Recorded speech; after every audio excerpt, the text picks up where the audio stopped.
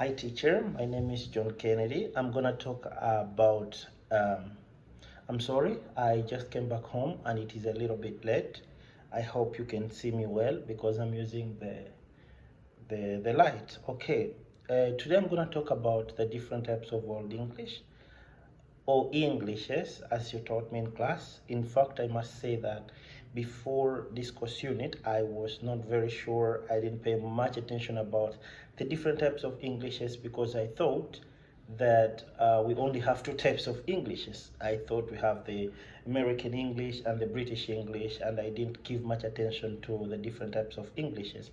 So I made research, I read about the different types of Englishes from the different books, Unit 7, 8, and 9, and I think I have a clue now that I'm going to explain. Number one, I hope you don't mind me using my notes here because I made a few notes so I don't forget many things. I noted the definition of the word variety. I thought it could be very useful to know the definition of the word variety, and I think it is the presence of different types of things. For example, varieties of computers, or varieties of books, or varieties of teachers. And also English has different types of varieties. For example, we have American English, we have the British, we have the Canadian, and all the different types of varieties that I'm going to talk about in this video. Okay, so English, if we talk about English specifically, what I read is that the oldest variety of English is the British English that is spoken in the United Kingdom. And in my notes, it says that over 60 million people use English in the Great Britain as their native language. But also the biggest variety of English that is used in the world is the American English. So I think this is very important to know. In America, or not only in America, but this variety of English is estimated to be spoken by over 225 million people. We have other types of or other varieties of English, like the Canadian English, the Australian English, New Zealand. We have the Indian English, so the South African English, and many types of Englishes. You have to note that even though it is the same English, but the accent, the pronunciation, and there are very many differences in these types of varieties of Englishes. But you have to also know that all the basics of the language, of the English language, is the same. So it doesn't matter if it is the British English or if it is the American English, the basics of this type of English should remain the same. So with my research, I got to understand that this encompasses, or this summarizes, all of these varieties as world Englishes.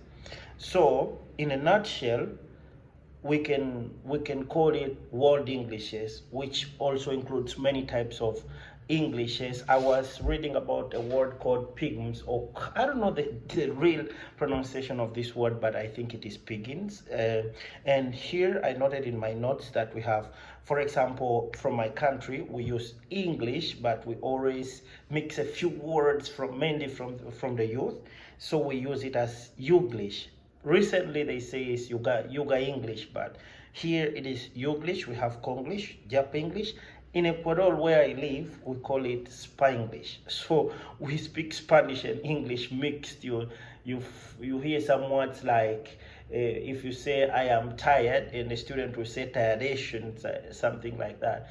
Or I am cansation, to say like I'm tired, and you want to mix it with English, but we use some words like this and we understand if someone speaks.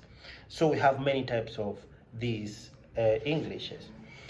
And in a nutshell, I have to talk about something that I thought is very important, that was quoted by Broj Kankru. I was trying to Kachuru, I think it is Braj Kachuru, one of the famous educationists, who talked about world Englishes in 3 concentric circles. So he defined world Englishes in 3 forms.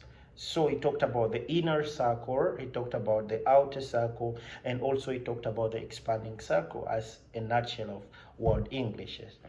The inner circle includes of countries like United Kingdom, United States, Canada, New Zealand, Australia, countries that use English as their as their native language. So it is estimated that people in United States or over all the people, 95% of the people in that country have to speak English as their native language. Remember, these countries have a lot of foreign people, like in the United States, who use Spanish or use my language, and that makes it not 100%, but almost everyone in that country uses English as their native language. The second circle is the outer circle. That includes countries like my country, Uganda, that uses English as its second language. In my country, it is English as a second language, but almost everyone speaks English. So it is not a native language, but it is a language that used as a second language. We have other countries like Kenya, Pakistan, Sri Lanka, and very many other countries that use English as a second language, and this is the outer circle. And then we have the last one, the expanding circle, where people in this country use English as a foreign language. For example, here where I am in Ecuador, we use English as a foreign language. So we use English, like my degree says, teaching English as a foreign language. So we use English here as a foreign language. So we don't use it as a second language. We don't use it as a native language because we use Spanish here, but we use it as a foreign language. And this increased countries of, I think all the countries in Latin America or South America, I think many countries in the Caribbean, but though in the Caribbean there are some countries that use English as a second language or use English as a native language, like in Jamaica, they use English, I think, as a second language. So we have English countries in the Middle East that use Arabic, and we have English countries like China, Egypt, Ecuador, where I am, Russia, and very many other countries that use English as a foreign language. I have something to note. For example, it is most important that I use my country as as a live example to explain. For example, we must note that the accent, the pronunciation, or the how can I term that?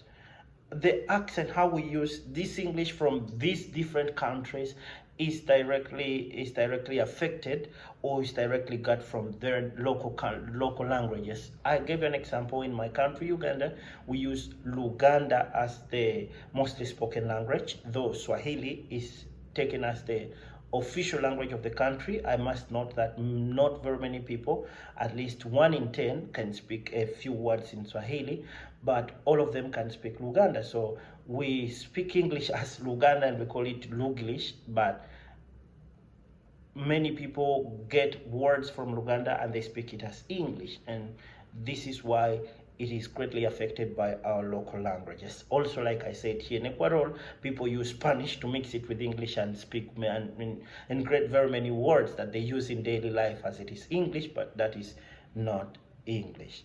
In a nutshell, that's what I got from the different types of English. In my presentation that I'm going to send to you, I talked about 4 types of variety of English. I talked about my own, that is Youglish, that is the English from my country, Uganda. I talked about American English. I talked about the British English. I talked about the Canadian English, and I hope that will be very good. Thank you very much, teacher. I've used 9 minutes. I hope that is very fine. I'm sorry if I did some mistakes.